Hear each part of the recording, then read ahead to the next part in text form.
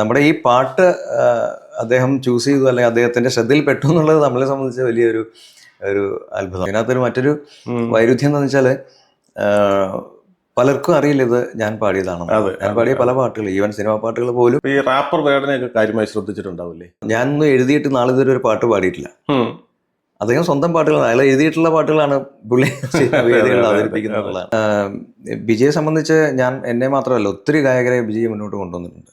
ഇപ്പൊ സിനിമയിൽ എന്നെ സംബന്ധിച്ച് പറയുമ്പോൾ വിജയാണ് എന്നെ സിനിമാ പാട്ടുകാരനാക്കിയത്.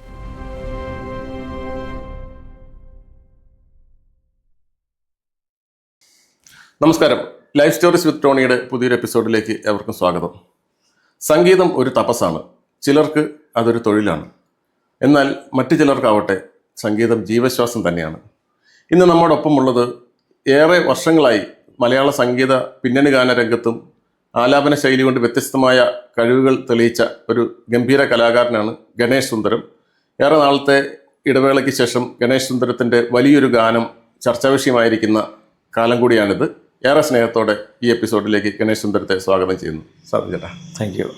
ചേട്ടാ, 1998 ഇറങ്ങിയ ഗുരുതി പൂജ, ആ ഒരു ആൽബം ഇപ്പോൾ ഈ അടുത്തിടെയാണ് ചോറ്റാനിക്കര അമ്മ ജഗദംബിക എന്നുള്ള പാട്ട് March 23 നരേന്ദ്രമോദി പ്രധാനമന്ത്രി സോഷ്യൽ മീഡിയയിൽ പോസ്റ്റ് ഇടുകയും അത് വളരെ വൈറലാവുകയും ചെയ്തു. അതെ, അന്ന് മാത്രം ഏതാണ്ട് 90 ലക്ഷത്തോളം പേര് ഇത് കയറി കണ്ടു എന്നാണ് ഞാൻ മനസ്സിലാക്കുന്നത്. ഇപ്പോൾ അത് ഇന്നലെ നോക്കിയപ്പോൾ അതിലും കൂടുതലായിട്ടുണ്ട്. അതെ, അപ്പോൾ ഇതൊരു വലിയൊരു അംഗീകാരവും ഒരിക്കലും പ്രതീക്ഷിക്കാതെ കിട്ടുന്ന ഒരു മഹാഭാഗ്യമാണ്. ഈ അനുഭവത്തെ എങ്ങനെയാണ് നോക്കിക്കാണുന്നത്?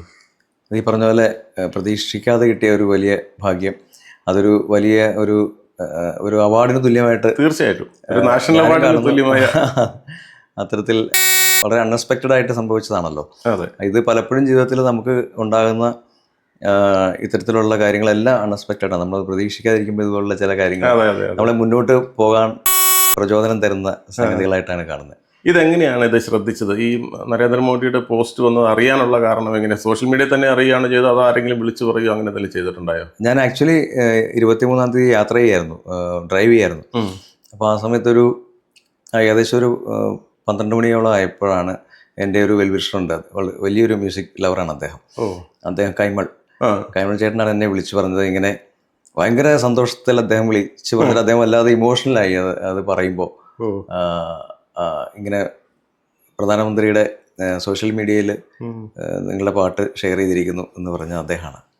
അദ്ദേഹം പക്ഷേ ഇങ്ങനെ ചെയ്യാറില്ല, അധികം അങ്ങനെ ചെയ്ത് കണ്ടിട്ടില്ല നരേന്ദ്രമോദി. ഏത് പ്രചോദനത്തിന്റെ പേരിലാണ് ചെയ്തതെന്ന് ഞാൻ അതിശയിച്ചു പോയി. പുള്ളി അദ്ദേഹം ഭയങ്കര ലൈൻസ് ഒക്കെ വളരെ വ്യക്തമായിട്ട് അമ്മയെ കുറിച്ചുള്ള പാട്ടെന്നൊക്കെ പറഞ്ഞ് എഴുതിയപ്പോഴേ.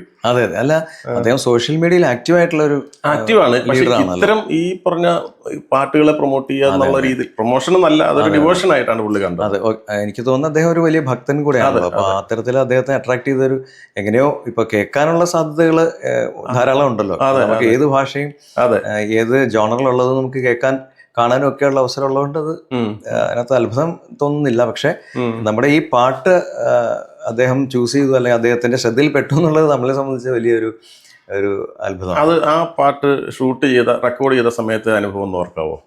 ആക്ച്വലി ഞാനൊരു 90കളുടെ തുടക്കത്തിലാണ് ഈ കാസറ്റ് രംഗത്തേക്ക് വരുന്നത്. ഇത് 90കളുടെ അവസാനമാണ്, 98-ലാണ് ഇതിലേക്ക് എത്തുന്നത്. അപ്പോൾ അതിന്റെ പ്രൊഡ്യൂസർ നേരത്തെ പരിചയമുണ്ട്, സ്റ്റുഡിയോസിലും ഒക്കെ ആയിട്ട്. ഞാൻ പാടിയിട്ടുള്ള പല വർക്കുകളും അദ്ദേഹം ലക്ഷ്മി ഓഡിയോസ്, മണികണ്ഠൻ എന്ന് പറയും, മണികണ്ഠൻ നെന്മാറ. അപ്പോൾ അദ്ദേഹം പലതും ഇങ്ങനെ ഡിസ്ട്രിബ്യൂട്ട് ചെയ്തിരുന്നു ആ സമയത്ത്. അങ്ങനെയുള്ള അടുപ്പമൊക്കെ ഉണ്ട്. അങ്ങനെയാണ് ഒരു ദിവസം ഇതുപോലെ അങ്ങനെ ഒരു വർക്കുണ്ട് പാടാമെന്ന് ചോദിച്ച് വന്നത്. പക്ഷേ അത് ഞാൻ ഏറ്റെങ്കിലും പിന്നീട് അത് ഒരു ട്രഡീഷണൽ ഓൾറെഡി കേട്ട് പരിചയമുള്ള ട്യൂണുകൾ പോലെ തോന്നി എനിക്കത്. അപ്പോൾ അതുകൊണ്ട് ചെറിയൊരു മടിയോട് കൂടിയിട്ടാണ് ഞാൻ ആ വർക്ക് ഏറ്റെടുത്തത്. അതെ, നമ്മൾ അതുവരെ എല്ലാം ഈ ഫ്രഷ് ട്യൂൺസ് ആണല്ലോ നമ്മൾ പാടുന്നത്. എല്ലാം പുതിയ പുതിയ പാട്ടുകൾ കമ്പോസ് ചെയ്യപ്പെടുന്നു, നമ്മൾ പാടുന്നു, അങ്ങനെയാണ്. അപ്പൊ ഇത് അങ്ങനെ അല്ലാതെ ഒരു സംഗതി വന്നപ്പോൾ എനിക്ക് ചെറിയ താല്പര്യക്കുറവുണ്ടായിരുന്നു. പക്ഷെ നമ്മൾ അത് ഏറ്റെടുക്കുകയാണ് ഉണ്ടായത്. അപ്പൊ അത് അതോടെ തീർന്നല്ലോ എന്ന് വിചാരിച്ചു. പക്ഷെ പിന്നീട് അതങ്ങ് ഹിറ്റാകുകയാണ് ഉണ്ടായത്. അത് 98 തന്നെ അത് റിലീസായി. അപ്പൊ തന്നെ അത് ഹിറ്റായി. അതൊരു ഷോർട്ട് സ്പാൻ ഓഫ് ടൈമിൽ ഏറ്റവും കൂടുതൽ സെയിൽ ചെയ്യപ്പെട്ട ഒരു ആൽബം എന്ന നിലയ്ക്കും ഇപ്പോഴും അത് വിൽക്കപ്പെടുന്നുണ്ട് എന്നുള്ളതും ഒക്കെ കൊണ്ട് അത് വലിയ ശ്രദ്ധ നേടിയ ഒരു സംഭവമാണ്. പക്ഷെ ഇതിനകത്തൊരു മറ്റൊരു വൈരുദ്ധ്യം എന്ന് വെച്ചാല് പലർക്കും അറിയില്ല ഇത് ഞാൻ പാടിയതാണ്. ഞാൻ പാടിയ പല പാട്ടുകൾ, ഈവൻ സിനിമാ പാട്ടുകൾ പോലും അത് മറ്റുള്ളവർക്ക് അല്ല, കുറെ കാര്യങ്ങളുണ്ട്, നമ്മൾ അതിലേക്ക് വരാം. ഞാൻ അതിനു മുമ്പ് ചോദിക്കുന്നത്, ഇതൊരു നിമിത്തമായിട്ടാണോ നിയോഗമായിട്ടാണോ കാണാൻ ആഗ്രഹിക്കുന്നത്? ആ പാട്ട് അന്ന് ഈ പകുതി താല്പര്യത്തിൽ പാടിയതും ഇപ്പോൾ രണ്ടാമത് വലിയ രീതിയിൽ വാർത്തകൾ വരുന്നതൊക്കെ കാണുന്നതിനെ അതൊക്കെ നിയോഗമാണ്. നിയോഗം തന്നെ. ഈശ്വരനാണ് ഇതൊക്കെ തീർച്ചയായിട്ടും നമ്മളിലേക്ക് എത്തിക്കുന്നതല്ല അതിന് ഇത്തരത്തിലുള്ള അവസ്ഥകൾ ഉണ്ടാക്കുന്നതെന്ന് ഞാൻ വിശ്വസിക്കുന്നു. നമ്മൾ പക്ഷെ അതിനുവേണ്ടി പരിശ്രമിച്ചിരുന്നു. നമ്മൾ പാട്ട് നന്നായിട്ട് പാടണം എന്നുള്ള നിലയ്ക്ക് അതിനു വേണ്ടിയിട്ടുള്ള കാര്യങ്ങളൊക്കെ നമ്മൾ ചെയ്തിരുന്നു. അതിന്റെ ഒരു 4 വരി പാടിയാൽ വിരോധമുണ്ടോ? ചോറ്റാനിക്കരമ്മേടെ അയ്യേ, വിരോധം എന്തിനാ? പാടാലോ. പാടാം. ചോറ്റാനിക്കരയമ്മേ ജഗദംബികേ, ആദിപരാശക്തി കൈതൊഴുന്നേ, ആദിയും വ്യാധിയും തീർത്തിടണേ, ആയുരാരോഗ്യങ്ങൾ തന്നിടണേ.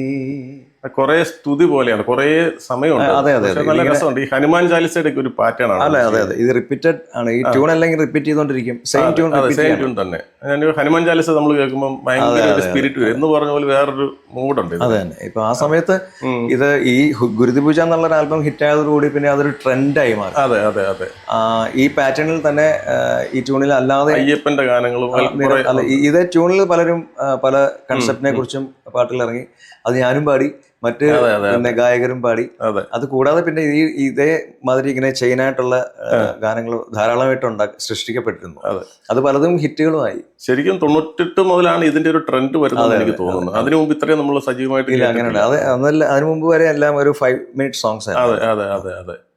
അപ്പൊ ഇത് ശരിക്കും ഈ സംഗീതം ഒരു തപസ്സാണെന്ന് പറയുന്നുണ്ട്. ശരിക്കും സംഗീതത്തിന് ഒരു ആത്മീയതയുടെ ഒരു ഇതുണ്ട്. നമ്മളെപ്പോഴും പറയും, മറ്റേ ക്രിസ്ത്യാനിറ്റിയിലാണെങ്കിൽ സെന്റ് അഗസ്റ്റിൻ എന്ന് പറഞ്ഞൊരു വിശുദ്ധനുണ്ട്, അഗസ്തീനോസ്. അദ്ദേഹം പറയുന്നത് പ്രാർത്ഥിക്കുന്നവൻ ഒരു പാട്ട് പാടുന്നവൻ 2 തവണ പ്രാർത്ഥിക്കുന്നതിന് തുല്യമെന്നൊക്കെ പറയും. എന്ന് പറഞ്ഞാൽ സംഗീതത്തിൽ ഒരു ആത്മീയതയുണ്ട്. പ്രത്യേകിച്ച് ഗണേശേട്ടന്റെ പാട്ടുകൾ കൂടുതൽ ആത്മീയമായ ഗാനങ്ങൾ ഒരുപാട് പാടിയിട്ടുണ്ട്. ആ അനുഭവത്തെ എങ്ങനെയാ വിലയിരുത്തുന്നത്? ഞാൻ ഈ പറഞ്ഞ പോലെ അത്ര ആഴത്തിലൊന്നും ചിന്തിച്ചിട്ടല്ല ഇത് പാട്ടുകളൊക്കെ പാടിയിട്ടുള്ളത്. പക്ഷെ ആ ഒരു എന്താ പറയണ്ട, ആ ഒരു ഇമോഷൻ എക്സ്പ്രസ് ചെയ്യാനുള്ള ശ്രമം ഉണ്ടായിട്ടുണ്ട്. പിന്നെ ഞാനും ഭക്തനാണ്. അപ്പോൾ ഭക്തൻ എന്ന് പറയുമ്പോൾ ഞാൻ എല്ലാ കൺസെപ്റ്റ്സിനെയും ഞാൻ ഉൾക്കൊള്ളുന്നു എന്നുള്ളതാണ്. അപ്പോൾ അത്തരം പാട്ടുകൾ എന്ത് വന്നാലും ഞാനത് ഉൾക്കൊണ്ട് പാടാൻ ശ്രമിക്കുന്നു എന്നുള്ളതേ ഉള്ളൂ. അല്ലാതെ ഇഷ്ടപ്പെട്ട ദൈവരൂപം അല്ലെ വിഗ്രഹം അങ്ങനെ എന്തെങ്കിലും അങ്ങനെ പർട്ടിക്കുലർ ആയിട്ടില്ല. എല്ലാത്തിനെയും ഞാൻ എന്താ പറയണ്ട, ഇത്തരത്തിലുള്ള അങ്ങനെയുള്ള ഒരു കൾച്ചറാണ് എനിക്കുള്ളത്. ഒരു പാരമ്പര്യമാണ് എനിക്കുള്ളത്. അതുകൊണ്ട് തന്നെ എനിക്ക് അക്കാര്യത്തിൽ വിവേചനമില്ല. ഓക്കെ. അപ്പൊ ഈ മതം ഈ പാട്ടിലേക്ക് കൂടുതൽ കടന്നു വരുന്ന ഒരു കാലഘട്ടം ഇടക്കാലത്ത് ശ്രദ്ധിച്ചിട്ടുണ്ടാവും. ഈ ആത്മീയ ഗാനങ്ങൾ, ഹിന്ദു ഭക്തി ഗാനങ്ങൾ, അങ്ങനെ ഒരുപാട് ഭക്തിഗാനങ്ങളിൽ കൂടിയാണ് ഒരുപക്ഷെ ഗണേശേട്ടൻ അതിനകത്തൊരു അനിഷേധ്യ നാമം എന്നാണ് ശ്രദ്ധിക്കപ്പെടാൻ പറ്റുന്നത്. അത് കൂടുതൽ തൃപ്തികരമായിട്ട് ഇഷ്ടപ്പെട്ട് ചെയ്യുന്നതാണോ അതോ നമ്മുടെ ഒരു നിയോഗമായിട്ട് ഏറ്റെടുക്കുന്നതാണോ? അല്ല, നമ്മൾ പാടാനുള്ള ആഗ്രഹമാണല്ലോ ആത്യന്തികമായിട്ടുള്ളത്. അപ്പൊ അത് എന്ത് വന്നാലും നമ്മൾ പാടുന്നു എന്നുള്ളത്. എന്ത് നമ്മളെ തേടി എന്തൊക്കെ വരുന്നോ അതെല്ലാം നമ്മൾ പാടുന്നു. അപ്പൊ അതിൽ തന്നെ ചിലപ്പോൾ നമ്മൾ സെലക്റ്റീവ് ആകാറുണ്ട്. ചിലപ്പോൾ ഞാൻ അപൂർവമായിട്ട് ചിലപ്പോൾ ചില വരികൾ എങ്ങും എത്താത്ത വരികളൊക്കെ കൊണ്ട് ചിലപ്പോൾ വരും. പ്രത്യേകിച്ച് ചെയിൻ സോങ്സ് ഒക്കെ എഴുതുമ്പോൾ നമുക്ക് പാടി എത്തിക്കാൻ പറ്റാത്ത അവസ്ഥയൊക്കെ ഉണ്ടായിട്ടുണ്ട്. അതൊക്കെ ഞാൻ ചിലപ്പോൾ റിജക്റ്റ് ചെയ്തിട്ടുണ്ട്. പിന്നെ എല്ലാ ഗായകരെയും സംബന്ധിച്ച് കൂടുതലായിട്ട് ഭക്തിഗാനങ്ങളും അത്തരത്തിലുള്ള ഗാനങ്ങളാണ് കൂടുതൽ നമ്മുടെ കേരളത്തിൽ പ്രത്യേകിച്ച്. അപ്പൊ ആ കൂട്ടത്തിൽ എനിക്കും എന്നെ തേടിയും വന്നത് ഏറ്റവും കൂടുതൽ ഭക്തിഗാനങ്ങളാണ്. എനിക്ക് ഏകദേശം ഒരു 5000-ഓളം ഗാനങ്ങൾ മൊത്തത്തിൽ പാടിയിട്ടുള്ളതിൽ ഒരു 4000-ൽ മുകളിൽ ഭക്തിഗാനങ്ങൾ തന്നെയാണ്. അതിപ്പോ ഹിന്ദു ഡിവോഷനിലും ക്രിസ്ത്യൻ ഡിവോഷനിലും എല്ലാം കൂടെ ചേർത്ത് പറഞ്ഞാൽ. അല്ല, ഇപ്പോഴത്തെ ഒരു ട്രെൻഡില് ഇപ്പൊ നമ്മളിപ്പോ വേടന്റെ ഒക്കെ സംഗീതം ഭയങ്കരമായിട്ട് ശ്രദ്ധിക്കപ്പെടുന്ന ഒരു സോഷ്യൽ മീഡിയയുടെ കാലത്താണ് നമ്മൾ ജീവിക്കുന്നത്. അതിനിടയ്ക്ക് നമ്മുടെ MP ശ്രീകുമാറിന്റെ ഒരു വലിയൊരു പാട്ട് മറ്റേ അയ്യപ്പ ഭക്തിയാണ് ഏറ്റുമാനൂർ പാടിയത് ഭയങ്കര വൈറലാകുകയൊക്കെ ചെയ്തു. അപ്പൊ ഈ ഒരു കൾച്ചർ സോഷ്യൽ മീഡിയ കൂടി ആണെങ്കിൽ പോലും യൂത്തിലേക്കും കൂടെ തിരിച്ചു വരുന്നു എന്നുള്ള ഒരു സൂചന പോലെ തോന്നുന്നുണ്ട്. അല്ല, അങ്ങനെ ഉണ്ടാകുന്നുണ്ട്. ഇപ്പോൾ പൊതുവിൽ അങ്ങനെ ഒരു ട്രെൻഡായിട്ട് മാറിയിട്ടുണ്ട്. അപ്പൊ നമുക്ക് ഈ ഗസലിന്റെ ആണെങ്കിലും ഭജഗോവിന്ദം ആ ഒരു സെഗ്മെന്റ് ഒക്കെ ഇപ്പൊ വേറെ രീതിയിൽ നന്ദഗോവിന്ദം അതൊരു ട്രെൻഡ് സെറ്റർ ആയിട്ട് മാറിയിട്ടുണ്ട്. അവർ ആ ടീം ഒരു സെറ്റിംഗ് ടീമായിട്ട് മാറി. അത് അതിന്റെ ഒരു പോസിറ്റീവ് സൈഡ് എന്താന്ന് വെച്ചാല് ആൾക്കാർ അതിലേക്ക് അട്രാക്ട് ചെയ്യപ്പെട്ടിട്ട് അവരോടൊപ്പം ചേർന്ന് ആ പ്രോഗ്രാം മുന്നോട്ട് കൊണ്ടുപോകുന്നുള്ളത് വലിയ നേട്ടമാണ്. അവരുടെ ഒരു വിജയമാണ്. അതെ. അപ്പൊ ഈ ഭക്തിഗാനങ്ങൾ ഈ സിനിമാ പാട്ടുകൾ പലപ്പോഴും വരാറില്ല. അത് അതിന്റെ ആവശ്യം വരാത്തതുകൊണ്ടാകാം, സബ്ജക്റ്റിന്റെ ആവശ്യം വെച്ചിട്ട്. പക്ഷെ ഈ ഭക്തിഗാനം പാടുന്നവർക്ക് ആ ഒരു ബ്രാൻഡ് ഇമേജ് വന്ന് കൂടുന്നതായിട്ട് ശ്രദ്ധിച്ചിട്ടുണ്ടോ? അതുണ്ടാകാം. പക്ഷെ എന്നെ അത് ബാധിച്ചിട്ടില്ല എന്ന് എനിക്ക് തോന്നിയിട്ടില്ല. കാരണം ഞാൻ പാടിയ സിനിമ പാട്ടുകൾ ഭക്തിഗാനങ്ങൾ പോലെ തന്നെ ശ്രദ്ധേയമായിട്ടുണ്ട്, അംഗീകാരങ്ങളും കിട്ടിയിട്ടുണ്ട്. അതെ അതെ. പക്ഷെ പലപ്പോഴും ഈ പറഞ്ഞില്ലേ, ഞാനാണ് പാടിയെന്നത് പലർക്കും അറിയാൻ പറ്റാതെ പോയിട്ട്, അത് ഭക്തിഗാനമാണെങ്കിലും സിനിമാ ഗാനമാണെങ്കിലും അങ്ങനെ സംഭവിച്ചിട്ടുണ്ട്. ആദ്യമായിട്ട് റെക്കോർഡിംഗ് സ്റ്റുഡിയോയിൽ പോയ ഒരു അനുഭവം അതൊന്ന് പങ്കുവെക്കാം.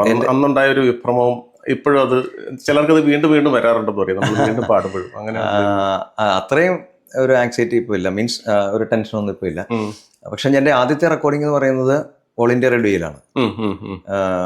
അത് 89-ലാണ്. അത് ശരിക്കും പറഞ്ഞാൽ ട്രാക്ക് സിസ്റ്റം ഒന്നും ഇല്ലല്ലോ അന്നത്തെ.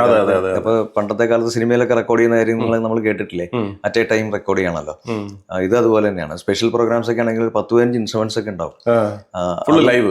ഫുൾ ലൈവ് ആണ്. അപ്പൊ ആരെങ്കിലും ഒരാൾ തെറ്റിച്ചാൽ വീണ്ടും ആദ്യം മുതൽ. ഈ അടുത്ത കാലം വരെ അവിടെ അങ്ങനെയായിരുന്നു. 10-15 വർഷമൊക്കെ ആയിട്ടുള്ളൂ ട്രാക്ക് സിസ്റ്റം വന്നിട്ട്. അതായിരുന്നു റെക്കോർഡിംഗ് എന്ന് പറയുമ്പോൾ. എന്നെ സംബന്ധിച്ച് ആദ്യത്തെ റെക്കോർഡിംഗ് റേഡിയോയിലാണ്. പിന്നെ 93-ലാണ് കാസറ്റ് രംഗത്തേക്ക് ഞാൻ ആദ്യമായിട്ട് വരുന്നത്. അത് പക്ഷേ ഞങ്ങൾ എല്ലാവരും ചേർന്നിട്ട് തൃപ്പൂണിത്തുറ ശ്രുതി ഓർക്കസ്ട്ര എന്നൊരു ഓർക്കസ്ട്രയാണ്. അപ്പോൾ അതിലെ ഗായകർ എല്ലാവരും ചേർന്നിട്ട് ഒരു കാസറ്റ് പ്രൊഡ്യൂസ് ചെയ്യായിരുന്നു. അപ്പൊ നിലവിലുള്ള പാട്ടുകൾ ഞങ്ങൾ ലൈവായിട്ട് ഇത് പാടി ഇറക്കിയായിരുന്നു. അത് റിലീസ് ചെയ്ത പക്ഷേ സുരേഷ് ഗോപി ഒക്കെ ആയിരുന്നു അന്ന് ആ സമയത്ത്. KPSC ലളിത ചേച്ചി, കലാമണ്ഡലം കല്യാണിക്കുട്ടിയമ്മ, MS തൃപ്പൂണിത്തുറ, അവരെല്ലാവരും കൂടെ ചേർന്നിട്ടാണ് അത് റിലീസ് ചെയ്തത്. അപ്പൊ ഈ ശാസ്ത്രീയ സംഗീതത്തിന്റെ വലിയൊരു പിന്തുണയും അടിത്തറയും ഉണ്ട് ഗണേശേട്ടന്. അപ്പൊ അത് മറ്റു പാട്ടുകൾക്ക് ഉപകാരപ്പെടുന്നതായിട്ടാണോ തോന്നാറ്, അതോ ക്ലാസിക്കലിൽ നിന്ന് മാറി നമ്മൾ പല രീതിയിലുള്ള പാട്ടുകൾ പാടേണ്ടി വരുമല്ലോ? അപ്പൊ ഈ ഓരോ പാട്ടിന്റെയും സ്വഭാവം, വരികൾ, മൂഡ് അതൊക്കെ കണക്ട് ചെയ്യാൻ വേണ്ടിയിട്ട് ക്ലാസിക്കൽ ബേസ് ഉപകാരപ്പെട്ടിട്ടുണ്ടോ? തീർച്ചയായും ഉണ്ടായിട്ടുണ്ട്. പക്ഷെ എനിക്ക് ഒരു സമയത്ത് അത് ലൈറ്റ് സോങ്സ് പാടുമ്പോൾ ക്ലാസിക്കലിന്റെ ഒരു അതിപ്രസരം അതിൽ വന്നു പോയിട്ടുണ്ടായിരുന്നു. അത് പക്ഷേ ഞാൻ ഈ കാസറ്റ് രംഗത്തേക്ക് വരുന്ന സമയത്തല്ല, അതിന് മുമ്പ് ഞാൻ ഗാനമേളകളിലൊക്കെ പാടിയിരുന്നപ്പോൾ തീരെ ലൈറ്റായിട്ടുള്ള പാട്ടുകൾ പാടുമ്പോൾ സീനിയർ സിംഗേഴ്സ് ആയിട്ടുള്ളവർ അല്ലെങ്കിൽ സീനിയർ ആയിട്ടുള്ള കലാകാരന്മാർ അവിടെ ഉണ്ടായിരുന്നു, വലിയ പ്രഗത്ഭരന്മാരുണ്ടായിരുന്നു. അപ്പോൾ അവരൊക്കെ എന്നെ വിമർശിക്കുമായിരുന്നു. നീ എന്താണ് ഇത് കച്ചേരി പാടുകയാണോ എന്നൊക്കെ ഇപ്പോൾ ചോദിക്കാറുണ്ട്. അപ്പോൾ അതൊക്കെ ഞാൻ വളരെ പോസിറ്റീവായിട്ട് എടുത്തുകൊണ്ട് ഞാൻ അതിൽ നിന്ന് മാറാൻ പറ്റി. അതൊരു അനുഗ്രഹമായിട്ട് എനിക്ക് കാണുന്നു. അവരെന്നെ അന്ന് വിമർശിച്ചില്ലെങ്കിൽ ഞാൻ അത് കണ്ടിന്യൂ ചെയ്തത്. അതിനുശേഷം പക്ഷെ എന്നെ തേടി വന്നതിൽ ഒരു എന്താ പറയുക 80-90% പാട്ടുകളും മെലോഡീസ് ആയിട്ടുള്ള ലൈറ്റ് സോങ്സ് തന്നെയാണ്. അതാണ് അതിന്റെ രസം. അപ്പോൾ ഈ പിന്നണി ഗാനങ്ങളിലേക്ക് വരുമ്പോൾ നമുക്ക് ഏറ്റവും കൂടുതൽ ശ്രദ്ധിക്കപ്പെട്ടതായിട്ട് എനിക്ക് ഏറ്റവും ഇഷ്ടപ്പെട്ടിട്ടുള്ള വെള്ളിമൂങ്ങയിലെ പാട്ട്, മറ്റേ തൊണ്ടി മുതലും ദൃക്സാക്ഷിയിലെ വെണ്ണിലപ്പൊയ്കയിലെ, പിന്നെ നമ്മുടെ വെനീസിലെ വ്യാപാരിയിലെ ഗംഭീര ഒരു പാട്ടുണ്ട്. പക്ഷെ ഇതിൽ ഞാൻ ശ്രദ്ധിച്ച ഒരു പ്രത്യേകത എന്ന് പറഞ്ഞാൽ 3 പാട്ടിന് ഒരു മ്യൂസിക് ഡയറക്ടറാണ്. ബിജി ബാലുവായിട്ടുള്ള ഒരു ഇക്വേഷൻ അതിനകത്ത് കാണുന്നുണ്ട്. 3 പാട്ടിന് മാത്രമല്ല, ഞാൻ കുറെ ഉണ്ടല്ലോ, ഏകദേശം 22 പാട്ടെങ്കിലും ആയിട്ടുണ്ട് ബിജിയുടേതായിട്ട്. ഞാൻ സിനിമയിൽ അല്ലാതെ സിനിമ-ഇതര ഗാനങ്ങളും ബിജിയുടെ ഞാൻ പാടിയിട്ടുണ്ട്. സിനിമയിൽ മാത്രമായിട്ട് 28-23 പാട്ടായി ഇപ്പോൾ ഒരെണ്ണം പാടിയിട്ടുണ്ട്. അത് റിലീസായിട്ടില്ലല്ലോ. അപ്പോൾ അങ്ങനെ ഇരിക്കുന്നു. അപ്പോൾ അത് വെച്ചാൽ ഞങ്ങൾ തമ്മിൽ 10-25 വർഷത്തിലധികം കാലത്തെ പരിചയമുണ്ട്. 2000-ന്റെ തുടക്കം തൊട്ടുള്ള പരിചയമുണ്ട്. ഞങ്ങളുടെ ഒരു കോമൺ സുഹൃത്തുണ്ട്. അദ്ദേഹത്തിൻ്റെ ഒരു പ്രോഗ്രാമിൽ ഞാൻ പാടാൻ ചെല്ലുമ്പോൾ ഇദ്ദേഹം വയലിനിസ്റ്റായിട്ട് വന്നു. അങ്ങനെയാണ് ആദ്യം ഞാൻ പരിചയപ്പെടുന്നത്. പക്ഷേ ഞാൻ യൂണിവേഴ്സിറ്റി കോമ്പറ്റീഷനിലൊക്കെ പാടുന്ന സമയത്ത് ബിജി എന്നെ ശ്രദ്ധിച്ചിരുന്നു, അറിയാമെന്ന്. ബിജിയും ആ സമയത്ത് പാടിയിരുന്നു എന്ന് തോന്നുന്നു. പക്ഷേ അന്ന് എനിക്ക് പരിചയപ്പെടാനുള്ള സാഹചര്യം ഉണ്ടായിട്ടില്ല. പിന്നീട് ബിജിയുടെ ഒരു ആൽബം ആയിട്ട് അതിൽ ഒരു പാട്ട് പാടാനായിട്ട് എന്നെ ക്ഷണിക്കുകയുണ്ടായി. 2000-ലാണത്. ബിജിയുടെ സെക്കൻഡ് ആൽബമാണ്, തുടക്കത്തിലെ 2ാമത്തെ ആൽബമായിരുന്നത്. അതെ. അപ്പോൾ അങ്ങനെയാണ് ഞങ്ങൾ പിന്നീട് സംഗീത രംഗത്ത് ഒരുമിക്കുന്നത്. പിന്നീട് ശേഷം ധാരാളം പാട്ടുകൾ ബിജിയുടെ സംഗീത സംവിധാനത്തിൽ പാടി. അതിപ്പോൾ എപ്പോഴും പറയാറുണ്ട്, ചില സംഗീത സംവിധായകരാണ് ഗാനരചയിതാക്കളെ അല്ലെങ്കിൽ മറ്റേ പാട്ടുകാരെ സൃഷ്ടിക്കുന്നതെന്ന് പറയാറുണ്ട്. ആ ഒരു ഇക്വേഷൻ, ആ ഒരു ബോണ്ടിങ് ഇല്ലാതെ പാട്ടിലേക്ക് പലർക്കും കയറി വരാൻ പറ്റില്ല എന്നുള്ളൊരു തിയറി ശരിയാണോ? അപ്പോൾ അല്ല, ബിജിയെ സംബന്ധിച്ച് എന്നെ മാത്രമല്ല ഒത്തിരി ഗായകരെ ബിജി മുന്നോട്ട് കൊണ്ടുവന്നിട്ടുണ്ട്. ഇപ്പം സിനിമയിൽ എന്നെ സംബന്ധിച്ച് പറയുമ്പോൾ ബിജിയാണ് എന്നെ സിനിമാ പാട്ടുകാരനാക്കിയത്. അതിനു മുമ്പ് ഞാൻ പാടിയിരുന്നു. ബിജിയുടെ സിനിമകൾ പാടുന്നതിന് മുമ്പ് 2-3 സിനിമകൾ ഞാൻ പാടിയിരുന്നു. പക്ഷേ ഞാൻ ശ്രദ്ധേയനായത് ബിജിയുടെ പാട്ട് പാടി. തീർച്ചയായിട്ടും. അതെ. അപ്പോൾ ഈ ഒരു ബിജിബാലുമായിട്ടുള്ള ആസ് എ മ്യൂസിക് ഡയറക്ടർ അദ്ദേഹത്തെ എങ്ങനെയാണ് വിലയിരുത്താൻ കഴിയുന്നത്? ബിജി ഒരു എന്താ പറയുക, ഒരു ഔട്ട്സ്റ്റാൻഡിങ് മ്യൂസിക് കമ്പോസറാണ്. വളരെ ഇന്നോവേറ്റീവായിട്ട് മ്യൂസിക് ചെയ്യുന്ന ആളാണ്. എനിക്ക് സത്യം പറഞ്ഞാൽ അങ്ങനെയുള്ള മ്യൂസിക് കമ്പോസേഴ്സിൻ്റെ കൂടെ വർക്ക് ചെയ്യാനാണ് കൂടുതൽ താല്പര്യം, യങ്സ്റ്റേഴ്സ് ആയിട്ടുള്ളവർ. ഓക്കെ, അപ്പോൾ നമ്മളെ സംബന്ധിച്ചുള്ള ഒരു കംഫർട്ട് എന്താണെന്ന് വെച്ചാൽ നമുക്ക് അവിടെ ഒരു കൺഫ്യൂഷൻ ഇല്ല. നമ്മൾ പാടാൻ പോയി നിന്നാൽ അവർക്ക് വളരെ വ്യക്തമായിട്ടുള്ള ഒരു ധാരണയുണ്ട് അവർ ചെയ്തിരിക്കുന്ന പാട്ടിനെ കുറിച്ച്. അപ്പോൾ അതിൻ്റെ വരികളും അതിൻ്റെ സിറ്റുവേഷനും. ട്രാക്ക് പാടിയിട്ട് തന്നെയല്ലേ പാടുന്നത്? ട്രാക്ക് മിക്കവാറൊക്കെ ബിജി തന്നെ പാടി വെക്കുക, നമ്മൾ പോയി പാടിയാൽ മതിയാവും. അങ്ങനെയാണ്. അല്ലെങ്കിൽ ബിജി പാട്ട് അയച്ചു തരും, അങ്ങനെയാണ്. അപ്പം നമുക്ക് ഈ പറഞ്ഞ പോലെ ഒരു നമ്മൾ എന്താ ഒരു മോൾഡിലേക്ക് നമ്മൾ ഉരുകി വീണാൽ മതി. അവരൊരു മോൾഡ് ഉണ്ടാക്കി വെച്ചിട്ടുണ്ടാവും. അപ്പം നമ്മളുടെ അതിലേക്ക് അങ്ങ് വലിയ റിഹേഴ്സലൊന്നും ഇല്ലാതെ തന്നെ ചെയ്യാൻ പറ്റും. റിഹേഴ്സൽ മീൻസ് നമ്മൾ പാട്ട് തന്നിട്ട് പഠിച്ചിട്ടായിരിക്കുമല്ലോ പോകുന്നത്. അതെ അതെ. എത്ര സമയം എടുക്കും ഒരു പാട്ടിന്റെ റെക്കോർഡിങ്ങിന് നോർമലി? വിജയ് വളരെ ക്വിക്കാണ്, പെട്ടെന്നായിരിക്കും. അതെ അല്ലേ? ചിലപ്പോൾ ഒരു പാട്ട് അരമണിക്കൂർ പോലും വേണ്ടി വരില്ല. അങ്ങനെയൊക്കെ ഒന്നിച്ചിരുന്ന് റെക്കോർഡ് ചെയ്തിട്ടുണ്ടോ നിങ്ങൾ? വിജയാണ് റെക്കോർഡ് ചെയ്യുന്നത്. മ്യൂസിക് ചെയ്തിട്ട് മ്യൂസിക് ചെയ്യുന്ന സമയത്ത് ഞാൻ ഒന്നിച്ചിരുന്നിട്ടുണ്ട്. പക്ഷെ അത് ആ സിനിമയിൽ ഞാൻ പാടിയിട്ടില്ല. കമ്പോസിങ്ങിന് ഞാൻ ഒരു സിനിമയുടെ കമ്പോസിങ്ങിന് ഞാൻ കൂടെ ഇരുന്നിട്ടുണ്ട്. തിരുവനന്തപുരത്തായിരുന്നു അതിന്റെ കമ്പോസിങ് സെഷൻ. അപ്പോൾ ആ സമയത്ത് ഞാൻ കൂടെ പോയിരുന്നത്. ഇപ്പോഴത്തെ സംഗീത സംവിധായകരെ കുറിച്ചുള്ള അഭിപ്രായം എങ്ങനെയാണ്? അല്ല, കാലാനുസൃതമായിട്ടുള്ള മാറ്റങ്ങൾ ഉൾക്കൊണ്ടുകൊണ്ട് കമ്പോസ് ചെയ്യുന്ന ആൾക്കാരാണല്ലോ ഇപ്പോഴത്തെ യങ്സ്റ്റേഴ്സ്. അപ്പോൾ അവര് കമ്പോസ് ചെയ്യുന്നു, അത് ആസ്വദിക്കാൻ ആളുകളുണ്ട്. കാലം മാറുന്നതനുസരിച്ചുള്ള സംഗീതം സൃഷ്ടിക്കപ്പെടും. റാപ്പുകൾ വല്ലാണ്ട് കയറി വരുന്ന സമയമായത്. ഈ റാപ്പ് സോങ്സ് നമ്മൾ പണ്ട് മെലഡിയൊക്കെ പാടി നടന്ന ഒരാൾക്കാർക്ക് ഈ റാപ്പിലേക്ക് നമ്മളിന്ന് പ്ലേസ് ചെയ്യാൻ ചിലപ്പോൾ ഒരു മാനസികമായിട്ടൊരു ബുദ്ധിമുട്ട് വരില്ലേ? അപ്പം നമ്മുടെ പ്രശ്നം മാത്രമായിരിക്കും അത്. ആയിരിക്കും, നമ്മൾ കാലഘട്ടത്തിനനുസരിച്ച് നീങ്ങാത്തതുകൊണ്ടാണ്. അതായിരിക്കും. പക്ഷെ എനിക്ക് റാപ്പ് ഇഷ്ടമാണ്, പലതും ഞാൻ കേൾക്കാറുണ്ട്. അതെ. പക്ഷെ അതിന്റെ വരികളിൽ എന്തെങ്കിലും ഒരു കൗതുകവും കുസൃതിയൊക്കെ തോന്നാറുണ്ടോ? വരികൾ ആക്ച്വലി റാപ്പ് എന്ന് പറയുന്നത് ഒരു പൊളിറ്റിക്കൽ ആയിട്ട് ഇംപ്ലിമെന്റ് ചെയ്യുന്ന ഒരു മ്യൂസിക് ആയിരുന്നു അത്. അങ്ങനെയാണ് പറഞ്ഞു കേട്ടിട്ടുള്ള. തീരെ അതിനകത്തൊരു രാഷ്ട്രീയം ഉണ്ട്. അത് സൃഷ്ടിക്കപ്പെട്ടവർ അവരുടെ വിഷയങ്ങൾ പബ്ലിസൈസ് ചെയ്യാൻ വേണ്ടി അതിൽ വ്യക്തമായ ഭാഷ. അതെ അതെ, അവരുടെ എതിർപ്പോ അല്ലെങ്കിൽ അവരുടെ വികാരങ്ങളോ വെളിപ്പെടുത്താൻ വേണ്ടി ഉപയോഗിച്ചിരുന്ന ഒരു മീഡിയം ആയിരുന്നു എന്നാണ് മ്യൂസിക്. ഈ റാപ്പർ വേടനെയൊക്കെ കാര്യമായി ശ്രദ്ധിച്ചിട്ടുണ്ടാവില്ലേ? ശ്രദ്ധിച്ചിട്ടുണ്ട്. എന്താണ് അദ്ദേഹത്തെ കുറിച്ചുള്ള വിലയിരുത്തല്? അദ്ദേഹം ക്രിയേറ്റീവ്ലി നല്ല ഒരു എന്താ പറയണ്ടേ കഴിവുള്ള ആളാണല്ലോ അദ്ദേഹം. ഒന്ന് ആലോചിച്ച് നോക്കാം, ഞാനൊന്നും എഴുതിയിട്ട് നാളെ ഇതുവരെ ഒരു പാട്ട് പാടിയിട്ടില്ല. അദ്ദേഹം സ്വന്തം പാട്ടുകളാണ്, അയാൾ എഴുതിയിട്ടുള്ള പാട്ടുകളാണ് പുള്ളി വേദികളിൽ അവതരിപ്പിക്കുന്നുള്ളതാണ്. അപ്പോൾ നമുക്ക് അത് റെസ്പെക്ട് തോന്നുന്ന കാര്യമാണ്. പക്ഷെ അവാർഡിലേക്കൊക്കെ അത്തരം ഒരു പാട്ട് വരികൾ കയറിപ്പോയതിനെ കുറിച്ച് ഉണ്ടായിരുന്നു. അവാർഡുകൾ കൊടുക്കുന്നതിൽ കുഴപ്പമൊന്നുമില്ല. പക്ഷെ ആ സമയത്ത് അദ്ദേഹം ഒത്തിരി വിവാദങ്ങളിൽ പെട്ടിരുന്ന ആളാണ്. അയാള് എന്താ പറയാ, ക്രിമിനൽ കേസുകൾ അദ്ദേഹത്തിന്റെ അങ്ങനെ എന്തൊക്കെ പല പല കേസുകൾ അദ്ദേഹത്തിന് ചാർജ് ചെയ്യപ്പെട്ടിരുന്ന ഒരാള് പ്രൊമോട്ട് ചെയ്യുന്നതിലുള്ള ഒരു വിരോധം സമൂഹം പ്രകടിപ്പിച്ചിട്ടുണ്ട്. അല്ലാതെ അയാളൊരു ഇൻഡിപെൻഡന്റ് മ്യൂസീഷ്യൻ അല്ലേ, അയാൾ കലാകാരനായിട്ട് മാത്രം നമ്മൾ അംഗീകരിച്ചാൽ മതി എന്നുള്ള രീതിയിൽ ആ സൈഡ് മാത്രം കണ്ടാൽ മതി എന്നല്ലേ? പുതിയ പാട്ടുകാരിൽ ഒരുപാട് വ്യത്യസ്തതകൾ വരുന്നുണ്ട്. ഈ പറഞ്ഞ പോലെ ആ ട്യൂണും മൂഡും എല്ലാം തന്നെ വ്യത്യാസമുണ്ട്. അതെങ്ങനെയാ? അത് കാലഘട്ടത്തിനനുസരിച്ചുള്ള മാറ്റമായി അനിവാര്യമാണെന്ന് തോന്നുന്നുണ്ടോ? അത് അനിവാര്യമാണോ എന്ന് എനിക്കറിയില്ല. പക്ഷേ നമ്മളൊക്കെ കേട്ട് ശീലിച്ചുള്ളത് യേശുദാസ് സാറിനെ പോലുള്ളവർ, റാഫി സാബിനെ പോലുള്ളവരൊക്കെ വളരെ ക്ലീൻ ആയിട്ട് ക്ലാരിറ്റി വളരെ അങ്ങനെ നീറ്റായിട്ട് പാടി വെച്ചിരുന്ന പാട്ടുകൾ, അങ്ങനെ അതിൽ കേട്ട് ശീലമുള്ള ആൾക്കാരാണല്ലോ. പക്ഷെ ഇപ്പോൾ ഒരു റോ സിംഗിങ് ആണ് ഇപ്പോൾ ഒരു ട്രെൻഡായിട്ട് വന്നിരിക്കുന്നത്. അതും രസമാണ്, അതും ഉൾക്കൊള്ളുന്ന ഒരു തലമുറയാണല്ലോ ഇപ്പോൾ ഉള്ളത്. അതെ. ഏറ്റവും കൂടുതൽ സ്വാധീനിച്ച ഗായകൻ ആരായിരിക്കും? അതൊത്തിരി പേരുണ്ട്. പറ്റുന്ന ഒരാളായിട്ട് പറയാൻ മലയാളത്തിലാണെങ്കിൽ എൻ്റെ കുട്ടിക്കാലത്തൊക്കെ എൻ്റെ ചുറ്റുവട്ടമുള്ള അമ്പലങ്ങളിൽ നിന്നുള്ള ഗാനങ്ങൾ കേൾക്കും, പള്ളികളിൽ നിന്നുള്ള പാട്ടുകൾ കേൾക്കുമായിരുന്നു, റേഡിയോ ഇതൊക്കെയല്ലോ ഉണ്ടായിട്ടുള്ളൂ. അപ്പൊ അതിലൊക്കെ നമ്മൾ കേട്ടിട്ടുള്ള ശീർഗാഴി ഗോവിന്ദരാജൻ ഉണ്ട്, TMS ഉണ്ട്, യേശുദാസ് ഉണ്ട്, ജയചന്ദ്രനുണ്ട്, എന്താ പറയുക സുശീലാമ്മ അല്ലെങ്കിൽ പി ലീലാമ്മ, MS സുബ്ബലക്ഷ്മി അമ്മ, ഇതൊക്കെയാണ് നമ്മൾ കേട്ടിട്ടുള്ളത്. അപ്പൊ ഇവരെല്ലാം നമ്മളെ സ്വാധീനിച്ചിട്ടുണ്ട് ശരിക്കും. ഏറ്റവും കൂടുതൽ സ്വാധീനിച്ച നമ്മൾ ആരുടെങ്കിലും ഒരു ശൈലി സ്വായത്തമാക്കാൻ വേണ്ടി ശ്രമിച്ചിട്ടുണ്ടോ? അങ്ങനെ ഉണ്ടായിട്ടില്ല. ഇല്ല. പക്ഷേ നമ്മളൊക്കെ ഇപ്പോൾ തമിഴ്നാട്ടിൽ നിന്നുള്ള പ്രൊഡ്യൂസേഴ്സൊക്കെ വരും, അല്ലെങ്കിൽ കന്നഡത്തിൽ നിന്നൊക്കെ ഉള്ളവർ വരും. അവർ വന്നിട്ട് പലപ്പോഴും ഇങ്ങനെ അപൂർവമായിട്ട് ചിലർ ഇങ്ങനെ പറഞ്ഞിട്ടുണ്ട്, നിങ്ങളൊക്കെ എല്ലാവരും പാടുന്നത് ദാസാർ പാടുന്ന പോലെയല്ലേ നിങ്ങൾ പാടുന്നത്. എന്നിട്ട് അവർ തന്നെ പറയും തമിഴ്നാട്ടിലുള്ളവരെല്ലാം SPB പോലെ പാടുന്നത്. അതെന്താ വെച്ചാൽ നമ്മൾ കാലം തൊട്ട് നമ്മൾ കേട്ട് ശീലിക്കുക മാത്രമല്ല, കേട്ട് പഠിക്കുകയും ചെയ്യല്ലേ.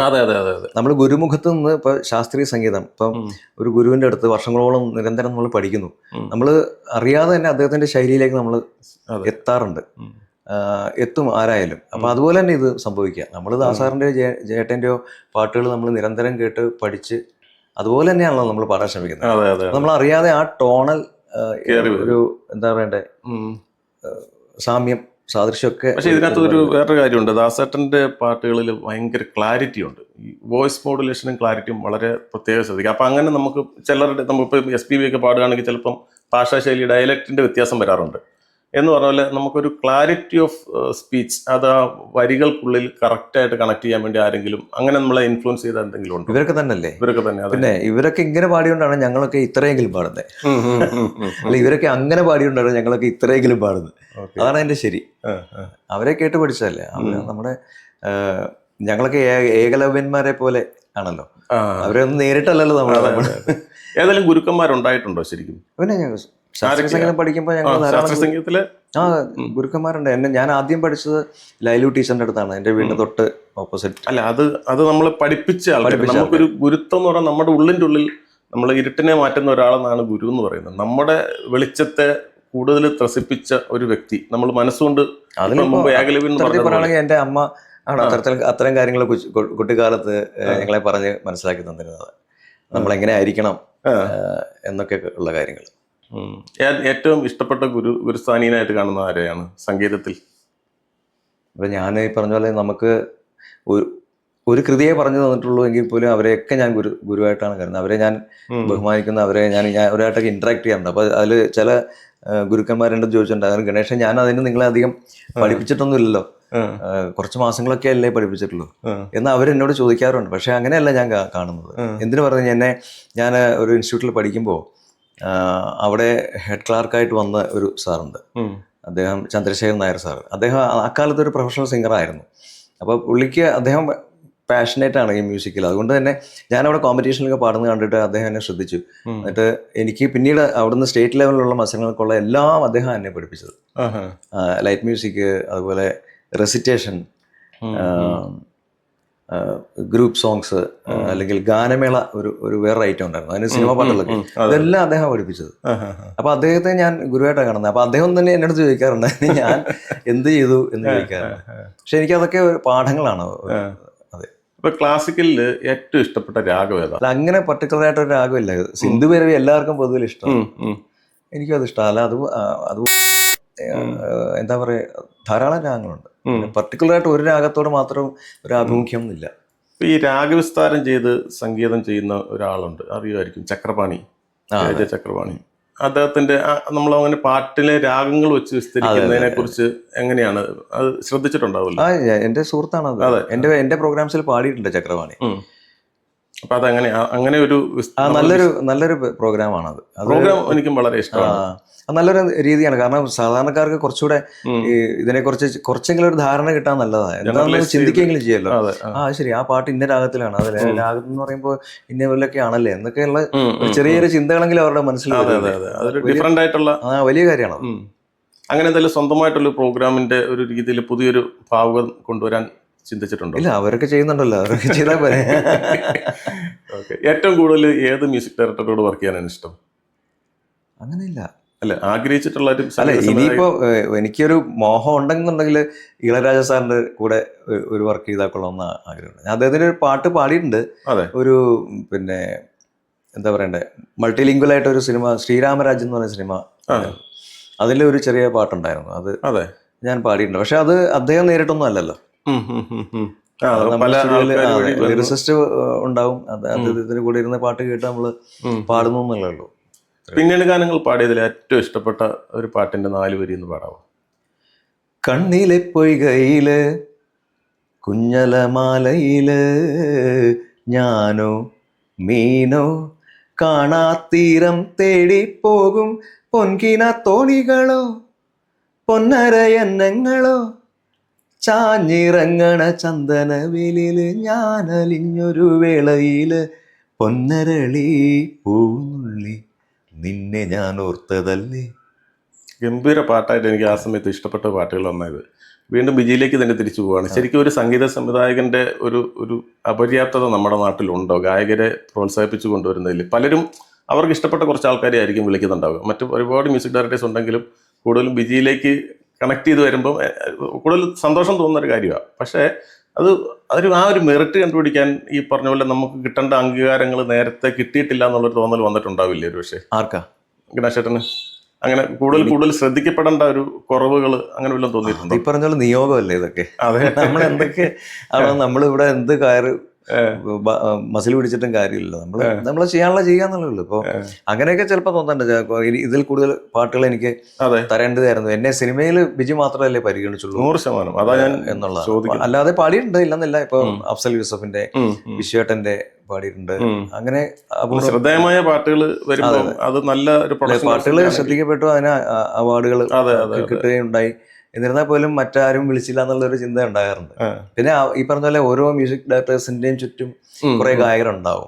അപ്പൊ അവർക്കൊക്കെയുള്ള അവസരങ്ങൾ അവർക്ക് കൊടുക്കണ്ടേ? അത് കഴിഞ്ഞിട്ടല്ലേ നമ്മളെ പരിഗണിക്കാൻ. മറ്റുള്ളവരുമായിട്ട് കണക്ട് ചെയ്ത് നിൽക്കാൻ വിമുഖത കാണിക്കാറുണ്ടോ മ്യൂസിക്? വിമുഖതയൊന്നുമില്ല. ഞാനിങ്ങനെ വീണ്ടും അല്ല ഞാൻ കണക്ട് ചെയ്ത് നിന്ന് കഴിഞ്ഞാൽ ഒരു അല്ല, ഞാൻ എന്താ പറയാ, അങ്ങനെ പോയി എനിക്ക് അവസരം വേണമെന്ന് ഇങ്ങനെ നിരന്തരം ആവശ്യപ്പെടാറില്ല.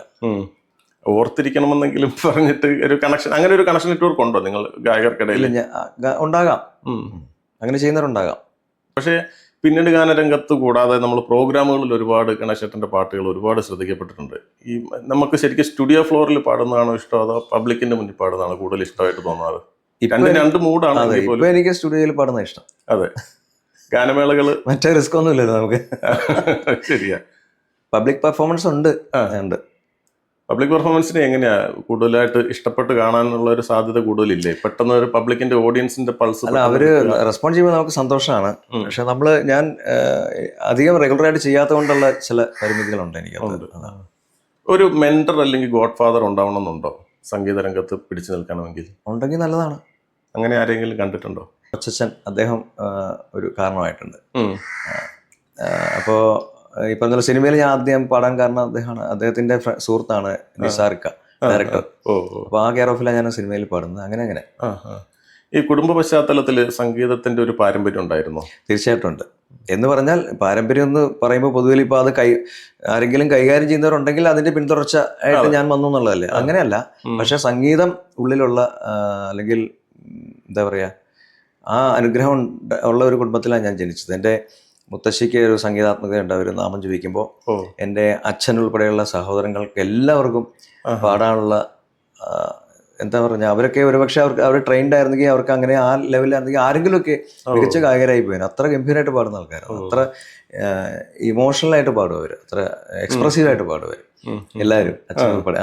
അപ്പൊ അവരിൽ നിന്നുള്ള സംഗീതം എനിക്ക് കിട്ടിയിരിക്കുന്നത്. അതാണ് എൻ്റെ പാരമ്പര്യം. കുടുംബത്തിന്റെ പിന്തുണ എങ്ങനെയുണ്ട് സംഗീത രംഗത്ത് പ്രവർത്തിക്കുമ്പോൾ? 101%. അവർക്ക് ഏറ്റവും ഇഷ്ടമുള്ളത് സംഗീതത്തിനായിട്ട് അറിയപ്പെടുന്നതാണോ? അതെ, അത്രേ ഉള്ളൂ. അതെ. ഈ സംഗീതമില്ലാത്ത ഒരു ദിവസം ഉണ്ടായെങ്കിൽ ഗണേശ് സുന്ദരത്തിന്റെ ഒരു ദിവസം എങ്ങനെയായിരിക്കും? പാട്ടുമായിട്ട് ബന്ധപ്പെട്ട് പ്രവർത്തിക്കേണ്ടാത്തതായ ഒരു ദിവസം വരികയാണെങ്കിൽ എന്തെങ്കിലുമൊക്കെ ആക്ടിവിറ്റീസ് പാട്ടുമായിട്ട് ബന്ധപ്പെട്ട് വേണ്ടിവരാറുണ്ട് എല്ലാ ദിവസവും. അതെ. ഇപ്പോൾ ഒരു പ്രോഗ്രാം ഉണ്ടെന്നുണ്ടെങ്കിൽ അതിന്റെ പാട്ടുകൾ എന്തെങ്കിലുമൊക്കെ നമുക്ക് നോക്കി വെക്കേണ്ടി വരും. അതല്ലെങ്കിൽ ചിലപ്പോൾ പുതിയൊരു പാട്ട് പഠിക്കേണ്ടതായിട്ടുണ്ടാകും. അല്ലെങ്കിൽ വൈകുന്നേരങ്ങളിൽ എൻ്റെ ഇൻസ്റ്റിറ്റ്യൂട്ട് ഉണ്ട്. അവിടെ എത്ര കുട്ടികൾ പഠിക്കുന്നുണ്ട്? അവിടെ പല വിഷയങ്ങളുണ്ട്. ഞാനവിടെ പഠിപ്പിക്കാൻ ഇപ്പൊ തുടങ്ങിയിട്ടേ ഉള്ളൂ. ബാക്കി ടീച്ചേഴ്സ് ഉണ്ട് അവിടെ. അവിടെ ഇപ്പോൾ ഒരു നിയർലി 100 അത്രേ ആയിട്ടുള്ളൂ. ക്ലാസിക്കലാണോ കൂടുതൽ? അല്ല, എല്ലാം ഉണ്ട്. വെസ്റ്റേൺ ഉണ്ട്, എല്ലാം ഉണ്ട്. ഇൻസ്ട്രുമെന്റൽ ഉണ്ട്. ഇപ്പൊ ശാസ്ത്രീയ സംഗീതത്തിന്റെ അടിത്തറയെ കുറിച്ച് നമ്മൾ വീണ്ടും മുമ്പ് പറഞ്ഞു. പക്ഷെ ശാസ്ത്രീയ സംഗീതത്തിന്റെ അടിത്തറ ഇല്ലാതാണ് ഇപ്പൊ പലരും ഗായകരാകുന്നത്. പെട്ടെന്ന് ഇപ്പൊ സോഷ്യൽ മീഡിയയുടെ ഒക്കെ ഒരു ഇൻഫ്ലുവൻസ് വരുമ്പോൾ ഒരാൾക്ക് പെട്ടെന്ന് വലുതാകാൻ പറ്റുന്നുണ്ട്. അത് ശരിക്കും ഒരു നല്ല പ്രവണതയായിട്ട് തോന്നിയിട്ടുണ്ടോ, അതോ അതിൽ വിഷമം തോന്നിയിട്ടുണ്ടോ? ഇല്ല, ശാസ്ത്രീയ സംഗീതത്തിന്റെ അടിത്തറ ഉള്ളവർ മാത്രമേ മാത്രമല്ലല്ലോ സിനിമയിലും അല്ലെങ്കിൽ മറ്റു രംഗങ്ങളിലും ഉണ്ടായിട്ടുള്ളത്. ഇപ്പൊ നമ്മുടെ ജയചന്ദ്രൻ സാറാണെങ്കിലും SPB ആണെങ്കിലും അവർക്കൊന്നും കാര്യമായ അടിത്തറയില്ല ശാസ്ത്രീയ സംഗീതത്തിന്റെ. എന്നിട്ട് ഒരു വലിയ അവരെക്കാൾ വലിയ ഗായകരുണ്ടോ വേറെ? അതെ. അപ്പം ഈ സംഗീതത്തിന് ശാസ്ത്രീയ അടിത്തറ വേണമെന്നില്ല എന്നാണ് പറഞ്ഞു വരുന്നത്. അങ്ങനൊന്നുമില്ല. ഇല്ല. ശാസ്ത്രീയ സംഗീതം പാടണമെങ്കിൽ വേണ്ടി വരുമായിരിക്കും. അല്ലാതെ പാടണമെന്നുണ്ടെങ്കിൽ ശാസ്ത്രീയ അടിത്തറ നിർബന്ധമില്ല. അപ്പൊ ഈ പാട്ട് പഠിപ്പിക്കാൻ വേണ്ടി ഇപ്പൊ ഇൻസ്റ്റിറ്റ്യൂട്ടുകളിൽ കൊണ്ടുവിടുമ്പോഴത്തേക്ക് അത് എന്തായിരിക്കും അപ്പൊ പഠിപ്പിക്കുക? ശാസ്ത്രീയ സംഗീതം പർട്ടിക്കുലർലി പഠിക്കുന്നവർക്ക് മാത്രം ആ ട്രെയിനിങ് കൊടുക്കുന്നു എന്നാണ് ഉദ്ദേശിക്കുന്നത് അല്ലേ? അതാണ്. അപ്പോൾ ഇത് പഠിക്കാൻ ചേർക്കുമ്പോൾ ശാസ്ത്രീയ സംഗീതം ഇപ്പോൾ ഹിന്ദുസ്ഥാനി ആണെങ്കിലും കർണാട്ടിക് ആണെങ്കിലും പഠിക്കാൻ ചിലപ്പോൾ അത് പ്യുവർ ക്ലാസിക്കൽ മ്യൂസിക്കാണ് അവരെ പഠിപ്പിക്കുന്നത്. ഇപ്പം ഈ പറഞ്ഞാൽ ഞാൻ അങ്ങനെ പ്യുവർ ആയിട്ടുള്ള മ്യൂസിക്കാണ് എന്നെ ഗുരുക്കന്മാർ പഠിപ്പിച്ചത്. അപ്പൊ അങ്ങനെ പഠിച്ചു വന്ന് ഞാൻ ലൈറ്റ് മ്യൂസിക് പാടിയപ്പോൾ എനിക്ക് അതിൻ്റെതായിട്ടുള്ള പോരായ്മകൾ ആദ്യ ഘട്ടങ്ങളിലുണ്ടായി.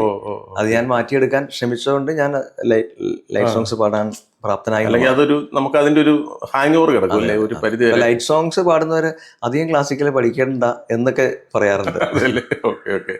ഇപ്പം പാടിയ പാട്ടുകൾ കൂടുതലും മെലഡികളാണ്.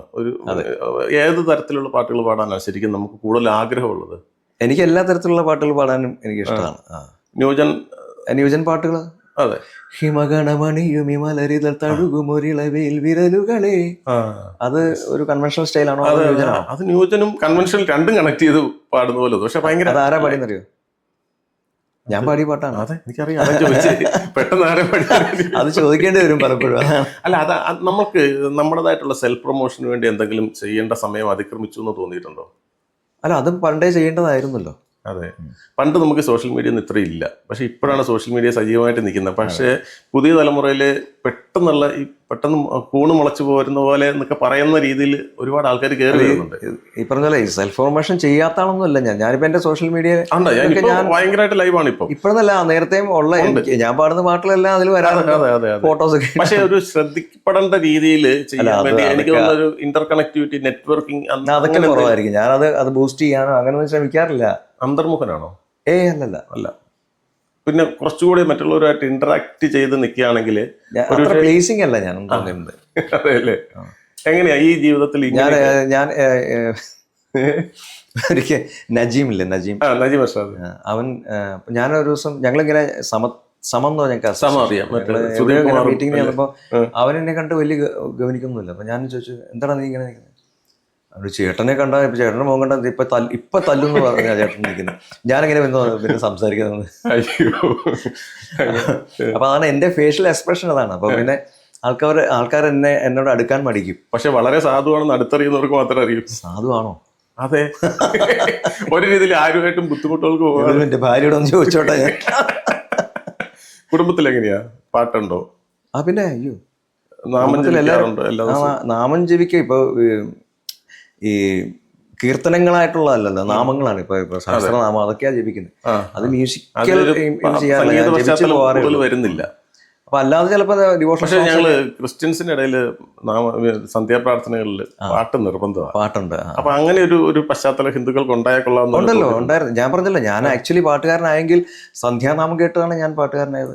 ഞാൻ പറഞ്ഞില്ലേ, ഇപ്പൊ മുത്തശ്ശി എന്റെ അച്ഛന്റെ സഹോദരിമാരും ഒക്കെ ഇരുന്ന് നാമം ജപിക്കുന്നത് കേട്ടാണ് ഞാൻ വളർന്നത്. ഞാൻ പറഞ്ഞല്ലോ, അവരൊക്കെ ഹൈലി ടാലന്റഡ് ആയിരുന്നു. അവർ രാമായണ മാസത്തിൽ അവര് രാമായണം വായിക്കുന്നതാണ് ഞാൻ ആദ്യമേ കേൾക്കുന്നത്. അതെ. ഇപ്പോഴത്തെ ആൾക്കാർക്ക് മതം ഭക്തിയൊക്കെ വളരെ കുറവായിട്ട് വരുന്നതായിട്ട് ശ്രദ്ധിച്ചിട്ടുണ്ട്. അങ്ങനെ എന്തെങ്കിലും ചിന്തിച്ചിട്ടുണ്ടോ? ഉണ്ടാകാം. അതിപ്പോ ഒരു മതം ജീവിതത്തിന്റെ ഒരു അനിവാര്യ ഘടകമായിട്ട് എപ്പോഴെങ്കിലും തോന്നിയിട്ടുണ്ടോ? അത് അങ്ങനെ പിന്നെ തോന്നുന്നവർക്ക് അത് കൈകാര്യം ചെയ്യാൻ, വേണ്ടാത്തവർക്ക് വേണ്ടെന്നുള്ളതല്ലേ ഉള്ളൂ. അതെ. മതം എന്നുള്ളത് അഭിപ്രായം എന്നാണ് അർത്ഥം കൊണ്ട് പറയുമ്പോൾ. മതം എന്ന് പറയുന്നത് വിശ്വാസമാണല്ലോ. വിശ്വാസം അതെല്ലാമാണ്. അപ്പൊ ഈ വിശ്വാസം പക്ഷേ അതിര് കിടക്കുന്ന ഒരു കാലഘട്ടത്തിലല്ലേ നമ്മൾ ജീവിക്കുന്നത് ഇപ്പോൾ? അതോ വിശ്വാസം ഇല്ലാണ്ടാവുന്ന കാലഘട്ടമാണെന്ന് തോന്നിയിട്ടുള്ളത്?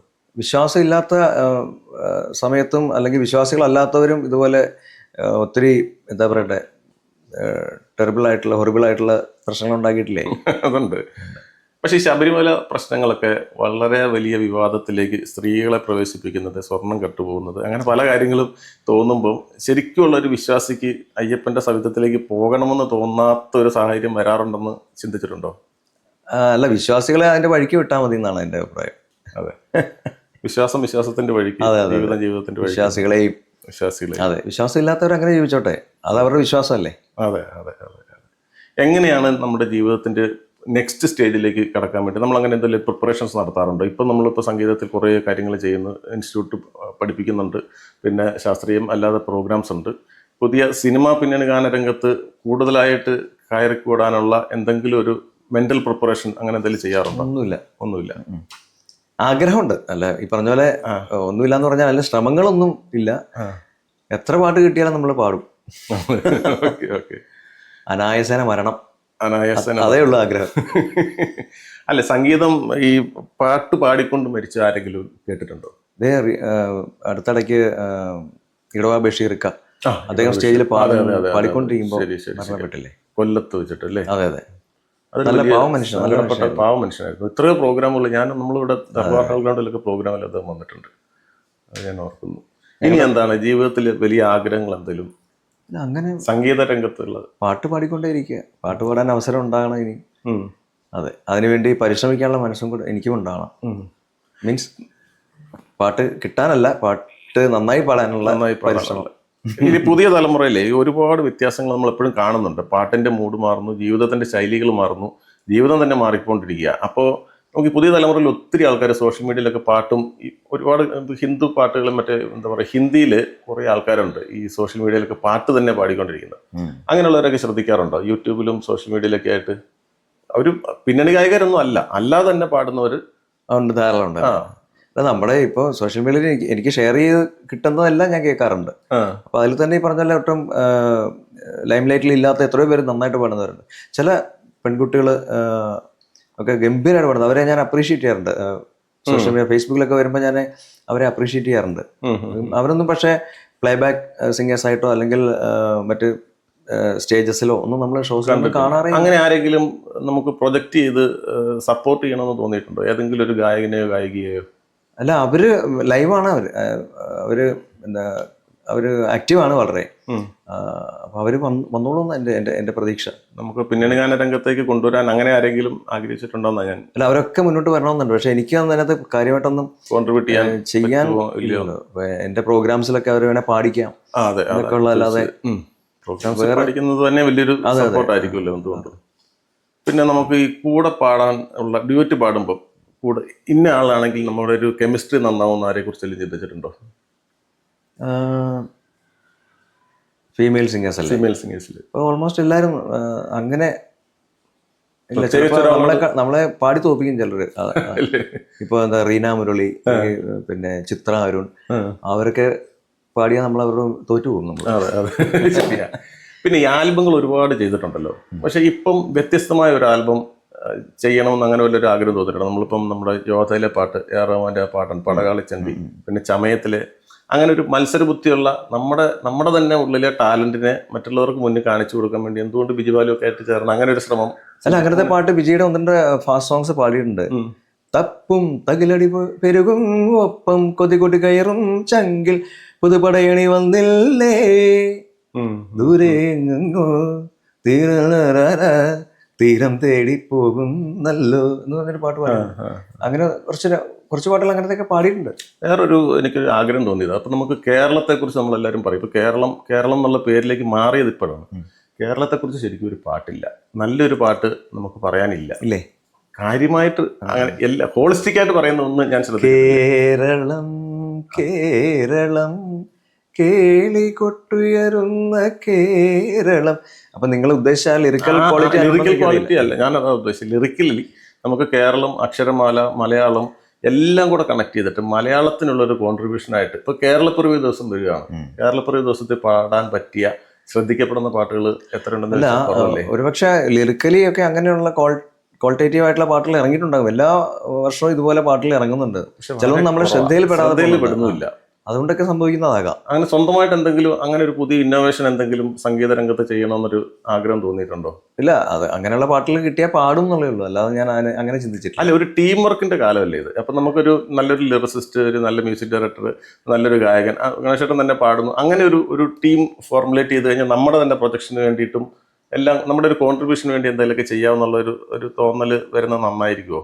അങ്ങനെയൊക്കെ ആവാവുന്നതാണ്. അങ്ങനെ ഒരു ടീം വർക്കിലാണ് പല പ്രൊജക്ട്സും നടന്നു പോകുന്നത്. അതെ. ധാരാളം വർക്കുകൾ അങ്ങനെ ചെയ്തിട്ടുണ്ട്. പുതിയതായിട്ട് എന്താണ് പുതിയ ശ്രമങ്ങൾ എന്തൊക്കെയാണ്? പാട്ടുകൾ, പുതിയ സിനിമാ പാട്ടുകൾ ഏതൊക്കെയാണ്? പുതിയ സിനിമ ഇപ്പോൾ അതിന്റെ സിനിമയുടെ പേരൊന്നും അറിയില്ല. ഒരു പാട്ട് ബിജിക്ക് വേണ്ടി പാടിയിട്ടുണ്ട്. അത് ഫെയർ ആയിട്ട് പാടിയിട്ടില്ല, ഒന്നുകൂടെ പാടേണ്ടിയിരിക്കുന്നു. ഓക്കെ. പിന്നെ കൂടാതെ ഡിവോഷണൽ സോങ്സ് അടുത്ത ദിവസം റിലീസ് ആകാനുണ്ട്. ഓക്കെ. എന്തായാലും ഒരുപാട് സന്തോഷം. നമ്മുടെ കൂടെ സംഗീതത്തിന് വേണ്ടി ജീവിതം ബലിയർപ്പിച്ച് നടക്കുന്ന എന്ന് വേണമെങ്കിൽ പറയാവുന്ന രീതിയിലുള്ള ഒരു വ്യക്തിയാണ് നമുക്കൊപ്പം ഉള്ളത്. ഏറെ കാലങ്ങൾക്ക് ശേഷം അദ്ദേഹത്തിൻ്റെ ഒരു ഭക്തിഗാനം വൈറലായിരിക്കുന്ന സമയമാണ്. ഇനിയും ഒട്ടനവധി ഗാനങ്ങൾ പാടുവാൻ ഇദ്ദേഹത്തിന് അവസരം കിട്ടട്ടെ എന്ന് പ്രാർത്ഥിക്കുന്നു.